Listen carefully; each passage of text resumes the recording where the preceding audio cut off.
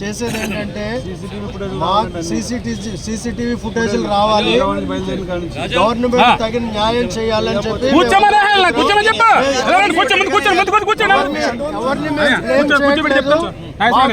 క్రైస్తవ సమాజానికి న్యాయం జరగాలి, జరిగే వరకు మాత్రం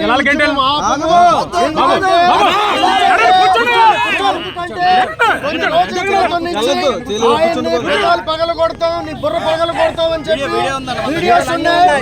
ఆయన ఇప్పుడు చూసినప్పుడు, ఆయన ముఖం చూసినప్పుడు అక్కడ ఆయన పెదాలు పగిలిపోయి ఉన్నాయి. దయచేసి ఈ విషయంలో ప్రతి ఒక్కరు కూడా అలాగే ఇతర మతస్థులు